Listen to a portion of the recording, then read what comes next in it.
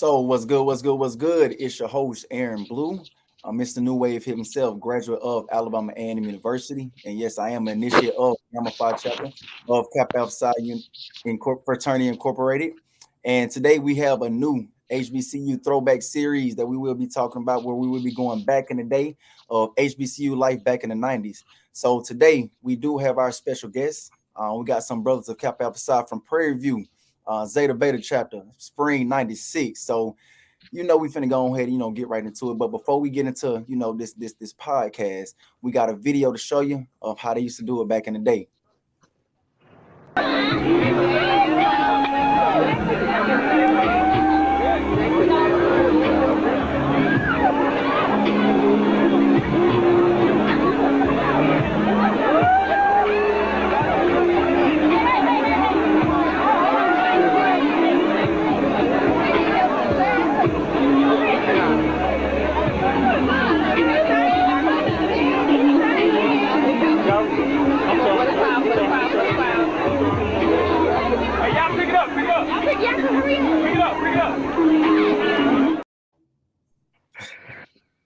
So as we see, we had, what was that, a limo?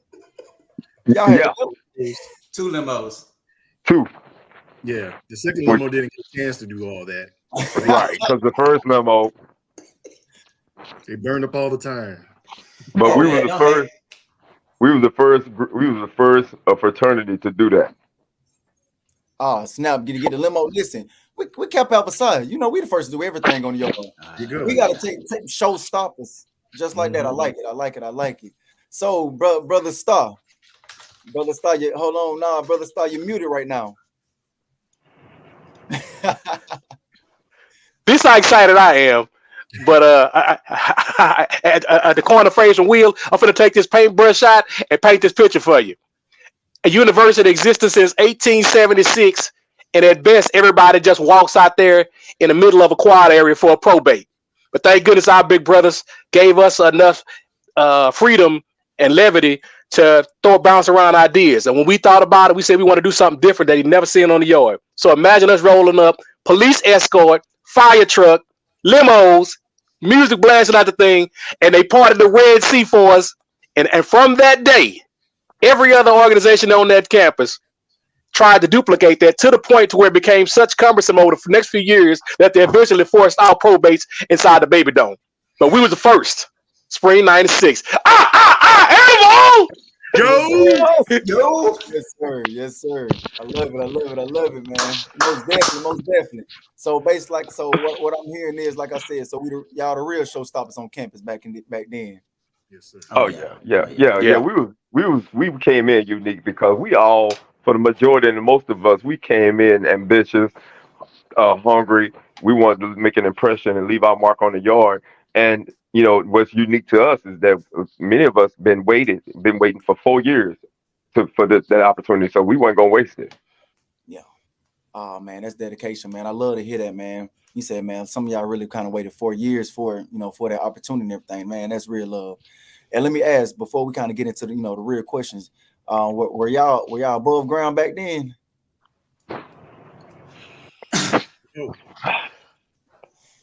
Kappa Alpha Psi is not his, no. What he said. When I ask above ground, I mean, was y'all like above, to where, once y'all actually cross, the sands, and y'all was actually actual noobs, where y'all above ground, being the brothers of Kappa Alpha Psi and leading the fraternity to the, to the light that they taught us to do. Yes. Oh yeah. When we came in, our line pretty much put an imprint into the entire university. We had the SGA president, vice president, treasurer, head of the CAB, which is the campus board members, was all spring '96 Zeta Beta. And pretty much anything and everything on that yard, we had a hand in all of it. Also, one of our line brothers, after we crossed, was Grand Strategist. Mm-hmm. Yes. That's dope. Okay. Oh no, so we've been. Don't forget about Mr. Prairie View. Oh yeah. Oh yeah. Prairie View also. We had two or three of our line brothers, Mr. Prairie View, two of them. Sheesh. Oh man. And and I was the reigning mascot for 3 years running. Hey, yes, sir. Okay, so let me ask you: Are all y'all from Texas? I am. Yep. Yes, Fort Worth.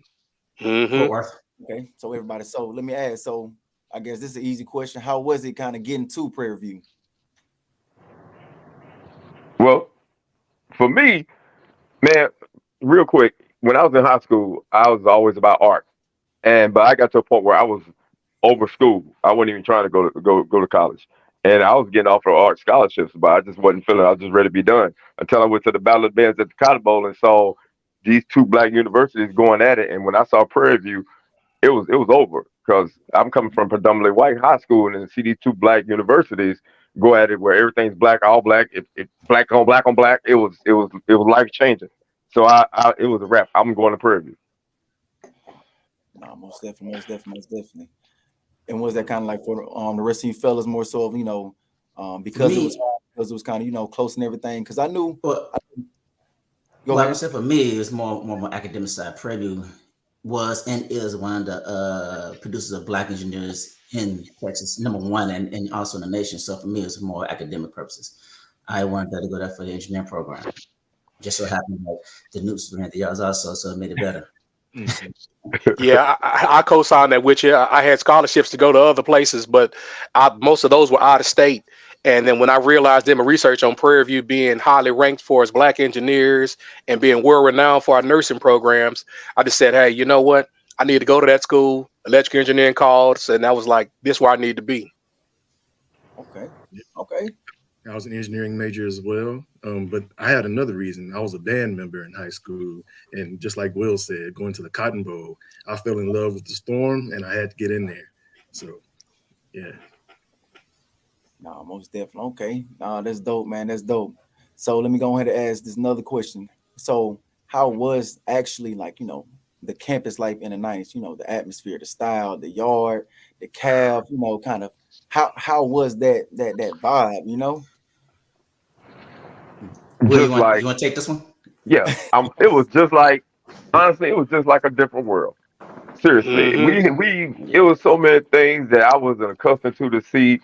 First and foremost, like we all there for the same reason, to better our lives and to lead that campus with higher education. And when we were on, think it was Wednesday, hump day, in front of the student center, everybody kicking it. You have the DJ. They would set the DJ up sometimes in front of the cafeteria, which was Alumni Hall, turned to a big party. And so that was your chance to not only, go out and have a good time, but then also, flex your fashions, because there came a little mini fashion show at dinner. And then, of course, when it came to, game time for football and basketball, the vibe and the energy was ridiculous. And that all led up to homecoming. Oh my God. It was just something that was completely just like the show A Different World. You never know what you got every day. He is definitely right on that. In contrast to what they have now, the current students, they have apartment style living. When Will and I were there, everything was kind of separated. Guys on one side of the campus, the ladies on one side of the campus. We really didn't have apartment with visitation. So a lot of times it made you have to figure out things to fellowship, because there wasn't any cable. There wasn't a lot of the amenities. So we would always be in the quad area, be out there in front of the cafeteria, be in front of the MSC, and this became the gathering spot. So it was always something jumping. It was always a fashion show. As he said, we had the fountain working then. And as weather changed, you might have events like imagine 4,000 or 5,000 students having a big water balloon fight during the springtime. Yeah. Or the winter time. It might be, if it happened to snow, you might see folks out there gathering up for those kind of events, and it get tactical and it's aggressive and it's fun at the same time. Like, man, this is what I dreamed the school would be. Just like Will said, in regards to being like a different world. I saw the TV show. Now I'm living it. This is better than Hillman, because when you walk at Prairie View and you see that, and you walk up on the yard and you see the hill, it's not that hard to get impressed by the amount of land and the building architecture that lets you know, okay, somebody earned this. Somebody who looks like us built this years ago, and they built the legacy. So they're thoroughly impressive. Right. For me, if I compare it to, because I went to PWI my first year, then transferred into Prairie View. the lifestyle change, the lifestyle for Prairie View is unmatched. Like you said, our professors looked out for us. They want us to see. They pushed us, but that life there is just. They was always there to back us, and I loved it. I'm glad I transferred in, and I'm glad I graduated from HBCU.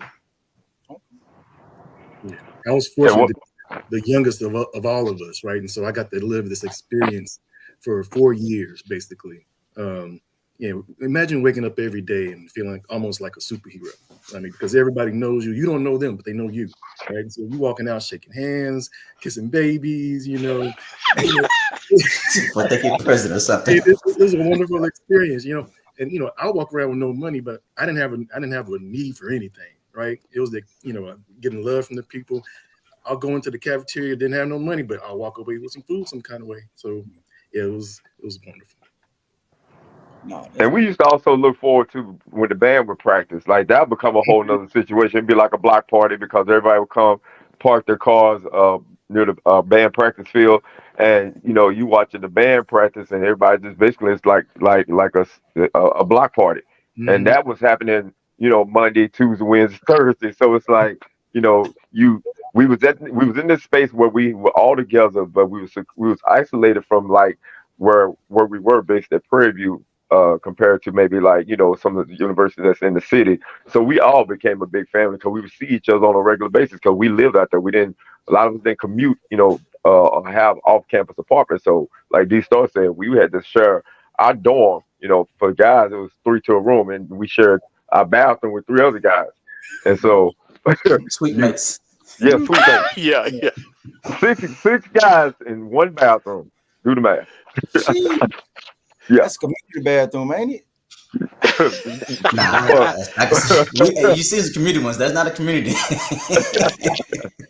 And now these freshmen are walking into basically apartments, 2 an apartment, 1 shared bathroom. You're like, come on, man. They have no struggle, none of the situation that we had, but it made us bond. I was going to point out too, even organizationally, because a lot of us were cool with other people who joined other organizations. Absolutely. During our time period, we were so well respected and liked. We never had a physical altercation with anybody on our campus. I mean, They respected the fact how we just suddenly were in every position, but at the same time, we stayed so cool with people. We never had to worry about conflict. So again, to JT's experience, there's nothing like that where you can go on your car, on your yard, and just kick it with anybody. If you're hungry, man, I got something over here. What you got? Let's put it together. Hey, at spur of the moment, let's just get together. Let's go to the store. Let's bring some food back. We'll go to somebody's apartment, get to cooking. So, yeah, it's nothing like that. Yeah, man, that's pretty cool, man. It's pretty dope. And I was about to say that's I actually had that experience as well when I actually went at A&M. But I will say once COVID kind of hit, that everything kind of changed, And I hate it for the ones that kind of that's at school now. Because they don't, I know I didn't go to school when you guys back were in. I know y'all had a way different, experience. Y'all had freaking back then. Y'all was good. Y'all was good. So yes, sir. I hate it for them now because I don't see them kind of gaining that bond, that family with again other organizations as well as this person's a stranger, this person's a stranger, but because we all wear the same logo, you family, Right. So, and you could really feel it and see it when we would go to other universities. When it's Prairie View, regardless of what organization you may be a part of, the one thing that we all shared is that we were from Prairie View. So when we would be in a space like over A&M for the Greek Olympiad, and they play something that was that Prairie View at a baby doll party would turn up for. Oh, we would shut it down. Prairie View would shut it down, and we were known for some line dances, boy. Like we go to other campuses and shut it down. So you would see, and it'd be crazy too because you would see Qs and Alphas and Sigmas and Kappas, AKs and Deltas together doing this line dance, and we weren't separate. You might go to your prospective organization, when they do after the intermission, but if they playing something that we know at Prairie View, we get crunk with, we all together and we doing it. Nah, that's cool, man. No, most definitely. That's cool. So let me go ahead and try to tack into, a little more touchy topic that we can it's a safe space for all of us, right, brothers? We all talking, right? Yes, sir. Yes, What up, sir. Damon? What up, D Maddox? I saw you. Oh, What's up, Deuce? What's up, Deuce? so even though I understand, Kappa Alpha Psi is a non-hate fraternity, let me ask, how was it joining, Kappa Alpha Psi back in the 90s? It was hard, but it was fair. There you go. There There you short go. and simple. Hard, but it's fair. Sad, but it was true. Most definitely. That's the answer we gonna all put in right now. Well, okay, I definitely like JT's answer, but I would say this: the difference of the realist time period after we crossed, we were definitely a more physical chapter. We would go places, and you might see us in our black with our shirts off and our boots on. It was a lot of brothers being smooth. That wasn't the zoo back then. We didn't represent like that, and wherever we went to, whether it's Texas, Louisiana, Mississippi, and even when we went down to Florida, they knew what was different. And when we encountered other chapters that say maybe the processes weren't quite the same, we still got love for folks because we all in the same organization. But at the same time, we also experience the other side when chapters who may have been on the same motivational side of how their process was and how we got treated. As far as the hospitality, the love. Remember, we were in Florida, and the brothers immediately, it was around the time of the luau. They saw us. We started wrestling in front of the frat house. Next thing you know, brothers is offering us limos and just fellowship, food. I mean, it was just amazing time. But we had set that decor because real chapters recognize real chapters. And for the other ones that didn't, they stayed at a distance. But the ones that was like us, we immediately knew. So I'll shout out to them guys we met down at FAMU too. Joining Kappa Alpha Psi Fraternity Incorporated, in particular Zeta Beta, was not simple. We put some work and some time in make that happen. It's completely different now because when I tell you we invested time, I mean we invested time, which was a good thing because it required the brothers to get to know us as much as we wanted to get to know them. And it weeded out those who thought that they had an idea about what it meant to be a Kappa versus what it really means when you're actually on the other side of it.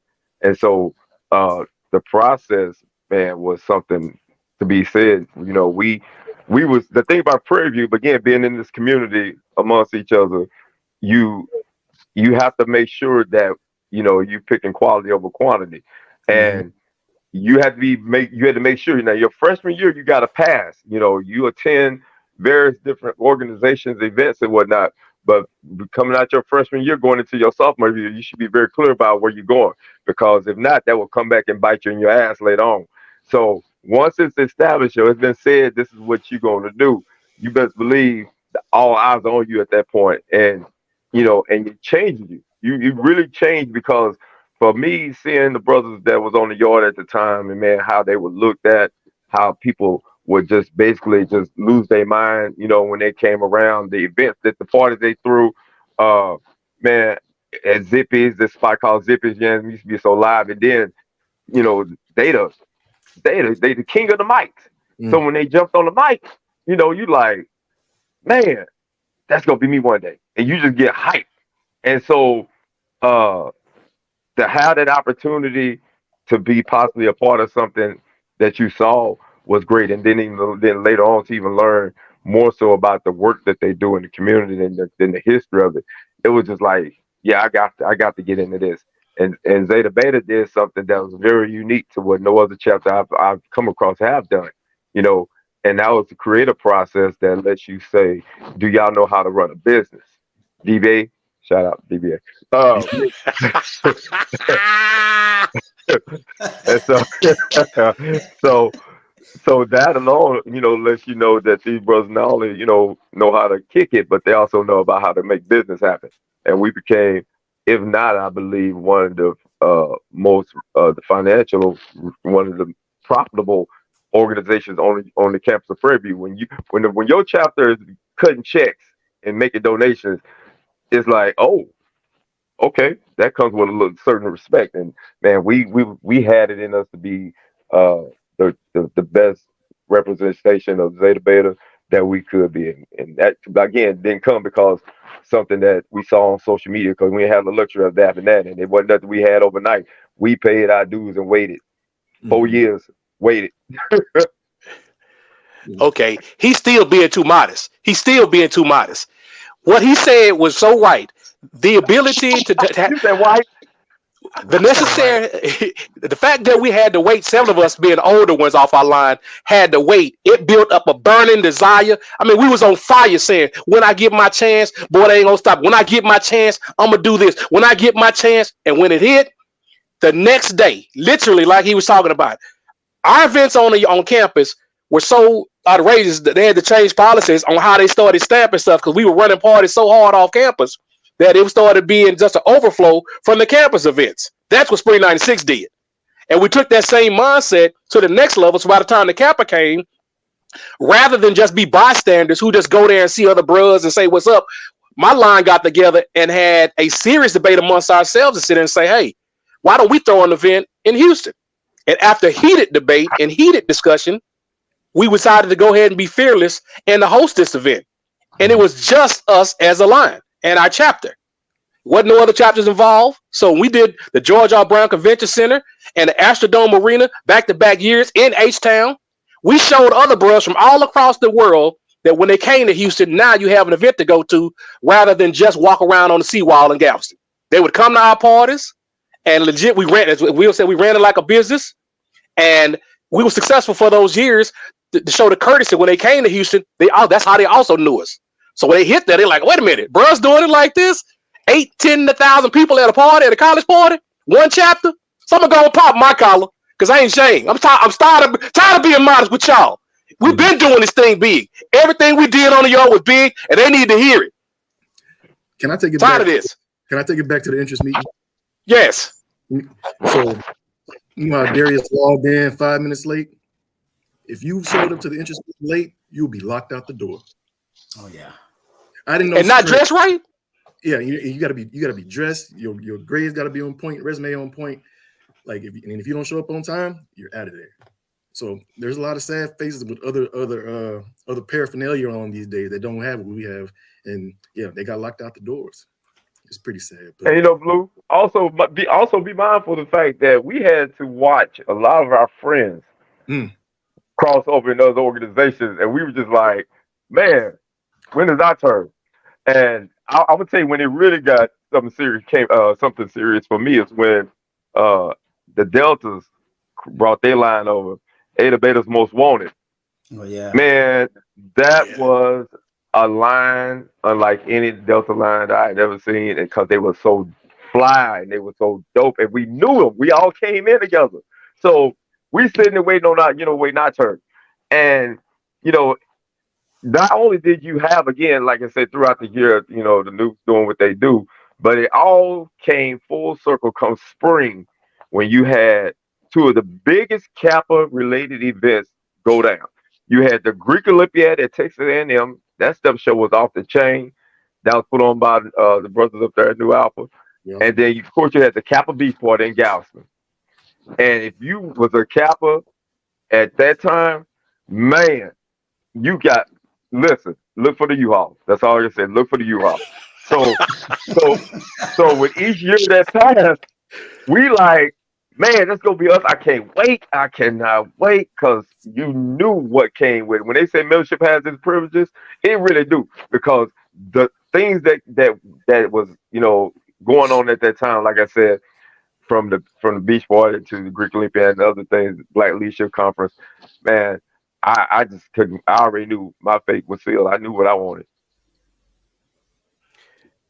We had so many ideas. Literally, again, it's such. I don't think folks really get how you have to look at a distance with binoculars, like knowing this supposed to be your time, and for whatever reason it doesn't happen. Then you come back and humble yourself, and the fire and hunger you have to make that approach. I mean, we talk about popping it and other stuff. We had the social events. But from that money we made, we gave our scholarships, started up the Miss Crimson and Cream pageant. We gave money to local students in Hempstead and Waller who never probably would have got the money to go to Prairie View. We were giving out money when we had our social events.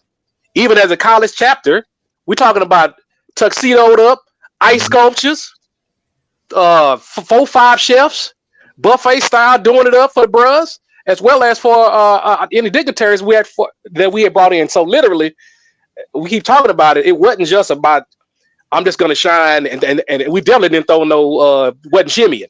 It was about focus. Every one of the bros was so intelligent, so smart.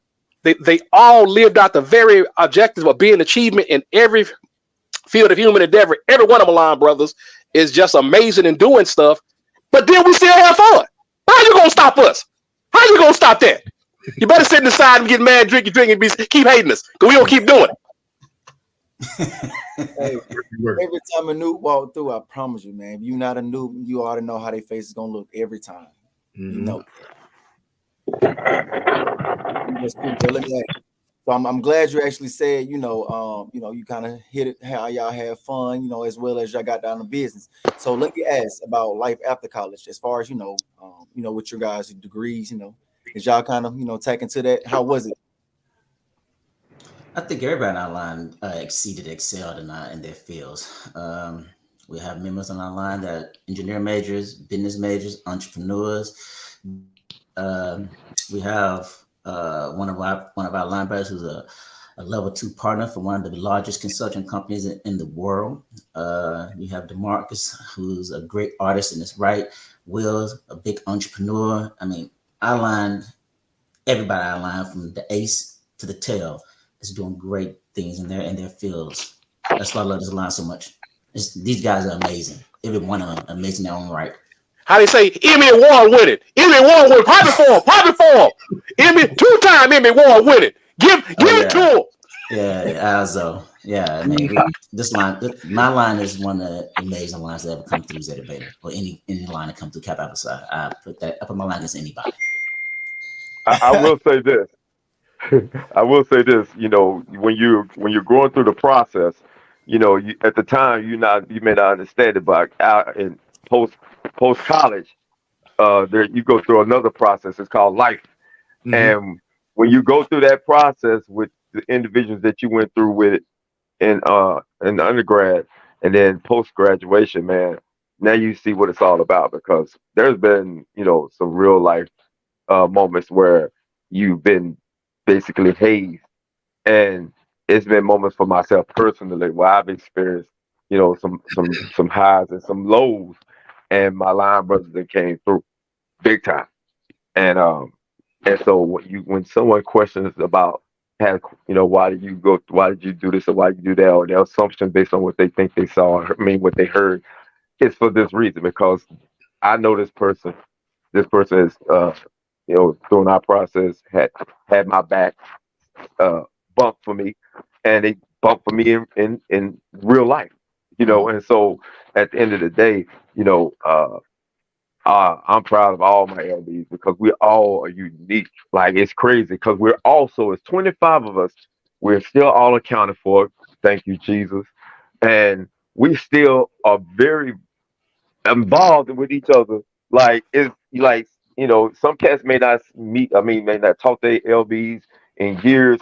Man, we in a group text going in at each other like we still on the yard.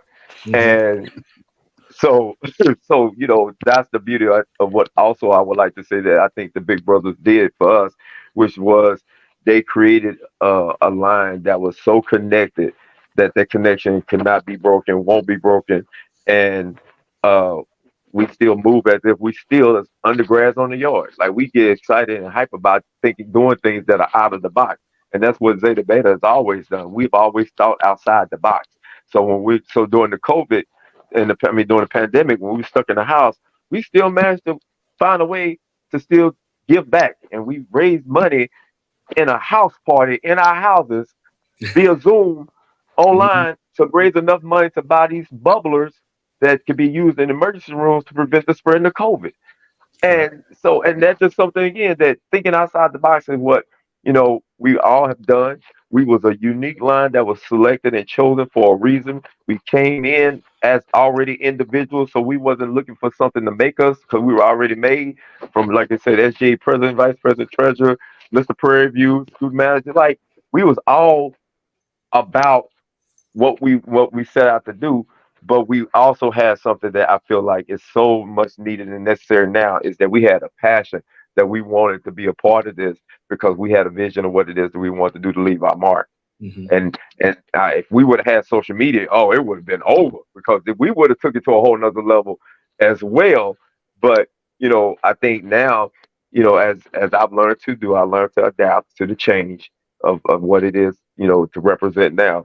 But I'm still in a certain space where I believe there's some old school values that need to be implemented to make sure that once you graduate, you understand why you went through that process, because you're going to be pleasured again in real life. And I want to follow you too. We talk about out the box. How many examples of being out the box we have? Think about this. A university existed since 1876, and on the side of certain areas there was fields and hills. It wasn't until a homecoming that our line got together, decided to say, no one's using this whole area over here. Let's bring in a stage. Let's bring in professional lighting. Let's bring in multiple DJs, and let's make it a whole event. So even beyond, and this was before the stadium was built, literally on that side, when we showed a vision, showed the campus that area had potential, because literally we had a concert that we hosted as us, then the chapter on the side. It was so positive and had so much foot traffic that the next year the university took it and said, wait a minute, we're going to claim that as a secondary concert area. But once again, Spring 96 coming with ideas out the box to produce good results. I'm like, God dog, and how many times we'll keep shining diamonds in your face and folks like, hey. Oh man, I love it. And to Will's point too, at this level, after we all graduated, I don't have to ask anybody else for feedback. I can always ask my brothers. They all are so intelligent. They're all in different fields of just life, from whether it's doctors, whether it's lawyers, whether it's money management, whether it's other engineers. There's not a question I can't come to either one of them about. That's what the bond is about. And, I actually love, how y'all kind of talk about, how you guys the bond made y'all so close knit to where it didn't just stop, in college. Like it was there, and it kept on going through life. So really my next question, and this is another, touchy topic that,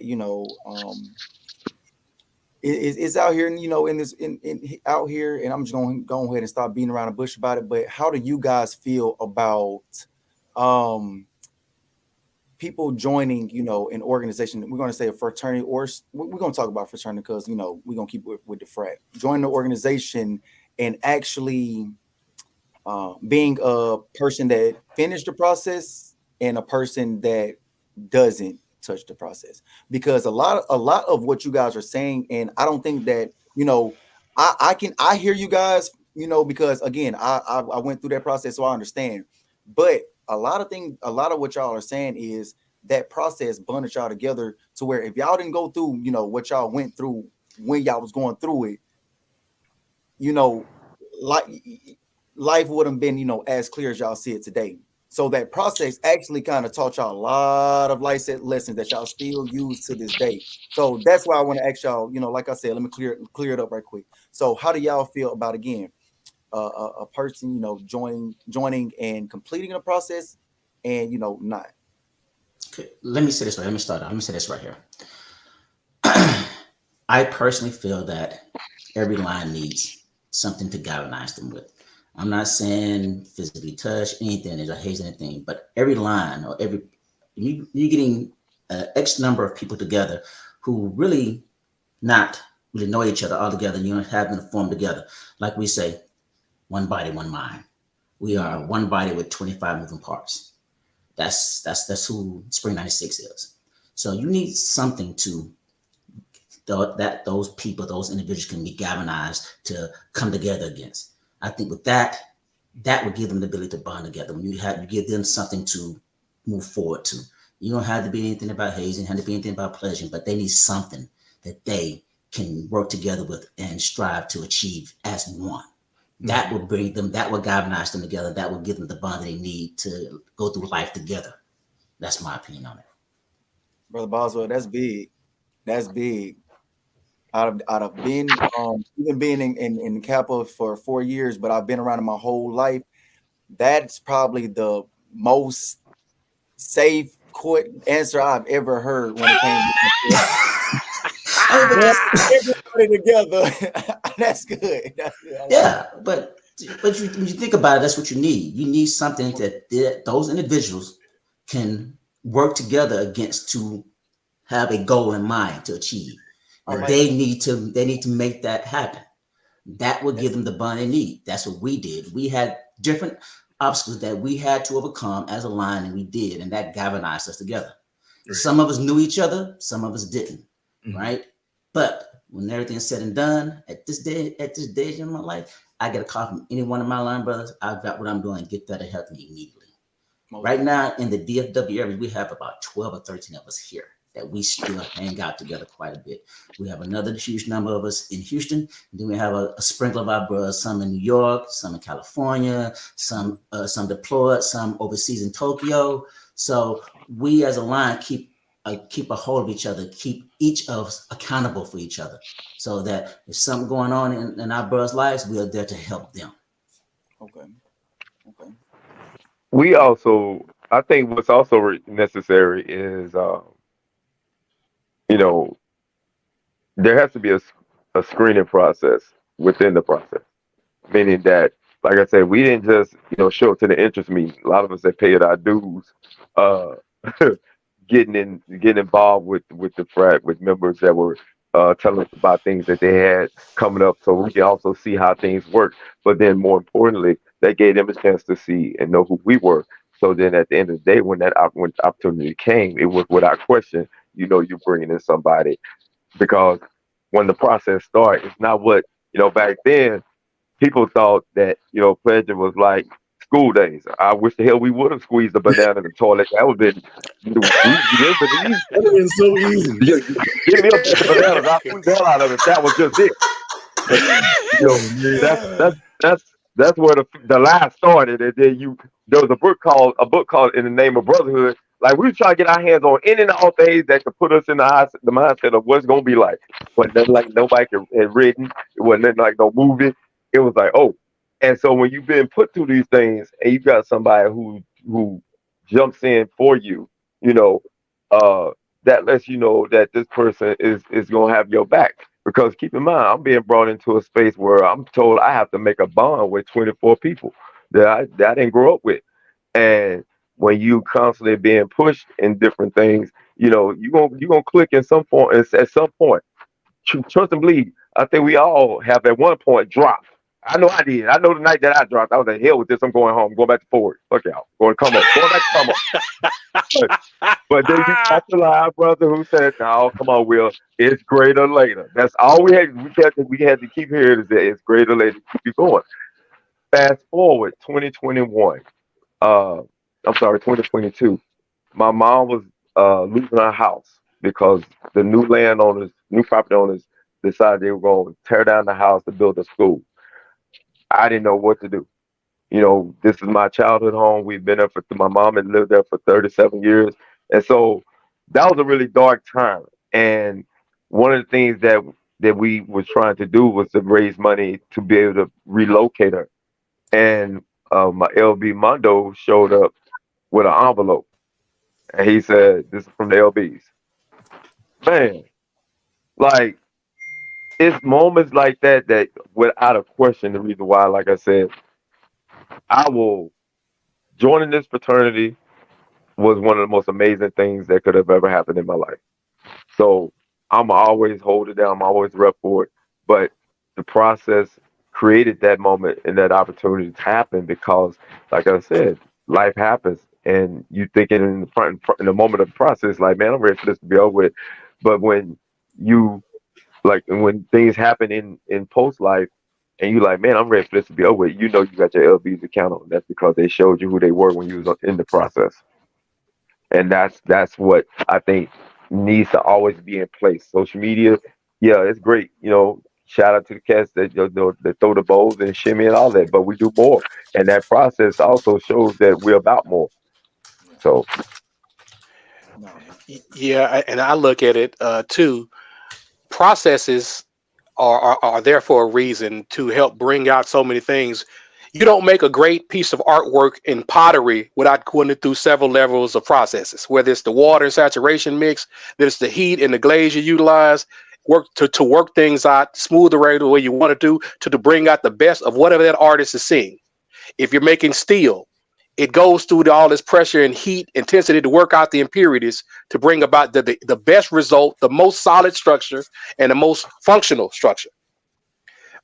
For our interviews, if you've ever been in the interview process where there are literally 10 guys looking at you that aren't being nice to you necessarily in that moment, and there is some heat implied behind these questions about what will you do if you get a chance to join my organization, and can I trust you to keep it in your hands to do right by it?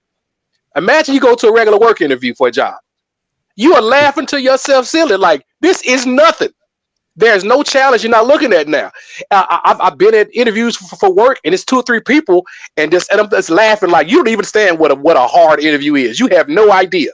I'm laughing, and it's just funny. Or any hard time in life when you're going through that struggle, what songs come through your head? For me, the song that always coming through my head is "Writing Letters for My Big Brothers." Immediately, when everything is difficult, I go there, and I'm like, this is nothing, dude. Nothing. Diamonds don't get made without no pressure. You got to get it. And sometimes if it takes to share a tear with some of my line brothers, I'm not ashamed. I've had moments where, I've had to make that call, and I've also been on the other side too. I've had to have that ear for another brother. Mm-hmm. And to your point, what you initially said, we need to have safe spaces, men. Who do you talk to that ain't gonna do you dirty when you reveal something that means something to you? Something that's vulnerable to you? Who can you trust? Mm-hmm. You got to have brothers like that. You got to have men, to help, to just keep you, hey, that encouragement, say, you got it, bro. You got it. I'm here if you need it. I got it. So, no, that's what process is for. I'm with Ryan. I don't know what all it entails for these young guys, but I do believe processes are necessary. I just had this conversation last night. My perspective isn't too different from Roderick's. I believe that anything that's worth something needs to be worked hard for.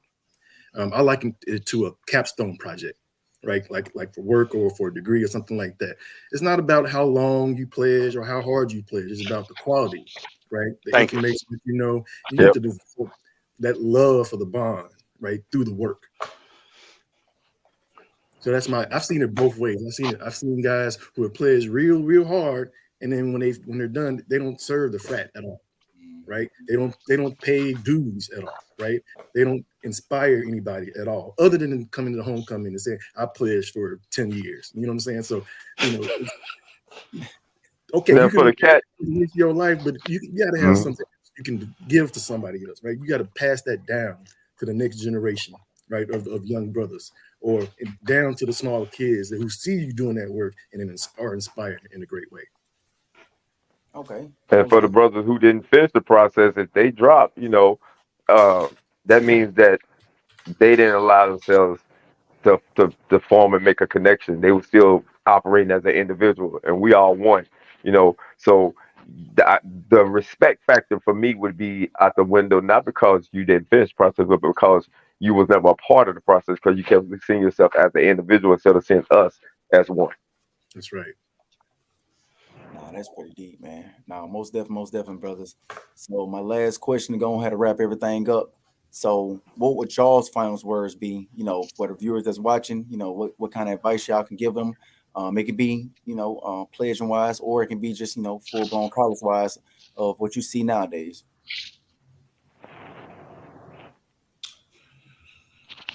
You want to take it out first, DT? Yeah, go ahead, JT. I'll give deference to my. I'm getting my thoughts together.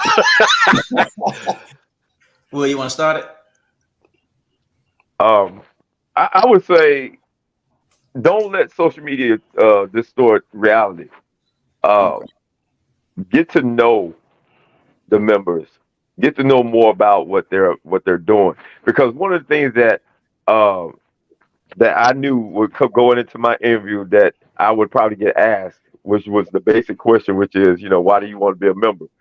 And I always said that if I would be on the other side, if I pose that question, you cannot say for the brotherhood. No, you better pick something else, because at the end of the day, that's gonna come. That should come with the process. But formulate what it is that you're here for and how you're going to be able to benefit the organization as a whole, and then go from there. Uh, but I want people to know that, joining an organization, in particular Kappa Alpha Fraternity Incorporated, is unlike any other organization. I say that because even if we go back to the basics of what the stereotypes, whenever someone said to me that you look like a Kappa, I knew what that meant. And so it made me have to step my game up in regards to knowing that, somebody paid me a compliment in a way that you won't hear other organizations get that same compliment, because they say if you look like a iota, you might want to start fighting. No shade, but Will. but I take that with respect. I'm just saying, so because my best friend, her mom told me, when you get to Prairie View, you pledge your Kappa. You better pledge Kappa because you look like a Kappa. And looking like it and then seeing what it looks like are two different things, because them brothers were making moves and doing things to help others. And so I really hope that, people take into account that you're becoming a part of history, number one. And number two, that you're there to do service. Always keep service in the forefront, and everything you do. And then if you're blessed to have a line like I have, they're going to be there with you from the beginning till you reach those golden shores. Okay. Y'all got y'all words together. Y'all good now? We good? We're gonna throw everybody on Brother Will now. That's what we're gonna do. Hey, I guess as JT tried to show me some difference, why we got to be the older brothers off the line? But I would agree with what he just said too as well. I mean, I've over the years I've had situations where that have challenged on both ends. You kind of get so spoiled by your own individual chapter. I mean, this is the SWAC. I mean, when you think about about the strong chapters that are down here in the SWAC in Southwest Province, man, it's like, so you kind of get spoiled in those individuals. Then over years past, you kind of go through things and you learn. And I will say this too, at the graduate level, I saw individuals that I thought weren't living out our principles, and it kind of rubbed me the wrong way.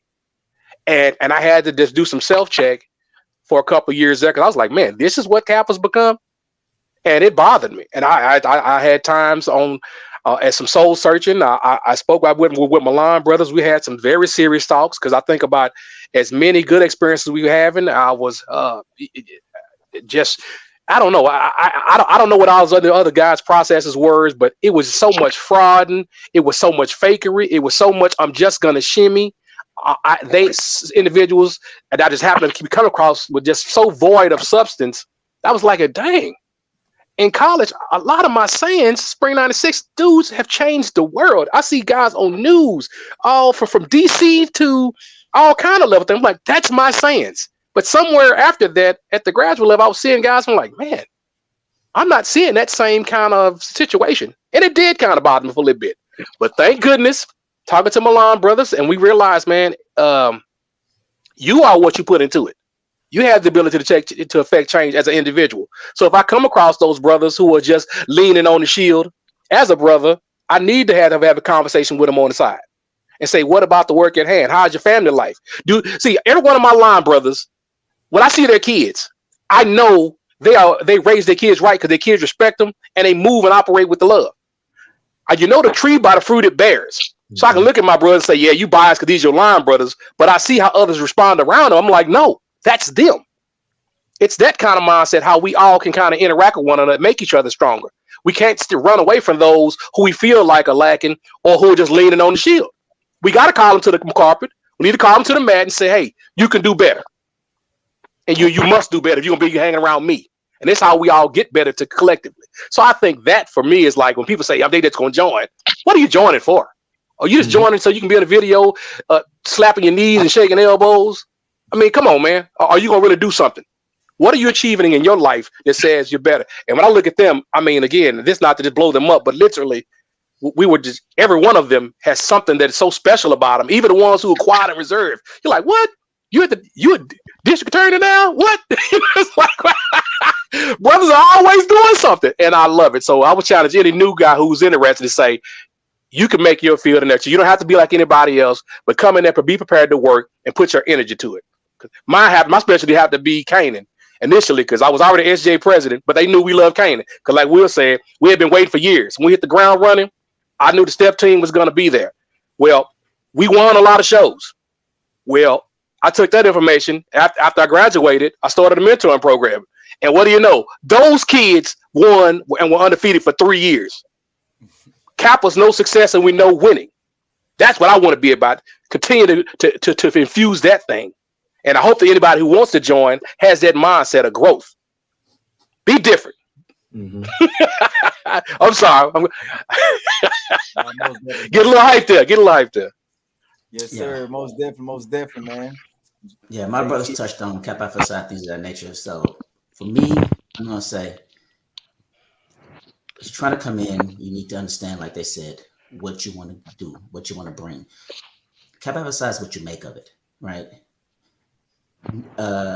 Make Kappa Alpha Psi. Don't let Kappa Alpha Psi make you, right? You need to make sure that you come in and you're going to work. You're going to work for the frat. You're going to work for the community. You're going to give back to the community.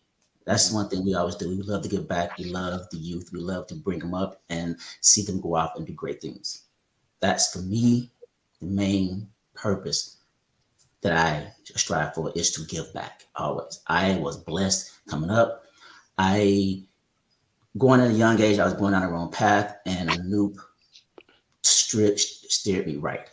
That's one of the reasons why I joined Kappa Alpha Psi, because if that noob didn't take his time to help me, there's no telling where I would be. And because of that, I am in a great, blessed state in my life. And I got to give that back. I got to pass that on to my children, to my cousins, to young men I don't even know, young women, to make sure that they go off and do great things. That's what Kappa Alpha Psi means to me. Mm-hmm. Definitely. Yeah. You know, the first time I really questioned my resume is when I lined it up against all these other guys on my line, because, you know, they had been there 4 or 5 years already, and I was a sophomore. So I questioned myself a little bit. I'm like, damn, do I belong with them, right? And then I thought about it for a minute. I'm like, hell yeah, they need me. And, you know, ain't nobody prettier than me or smarter than me. They need me.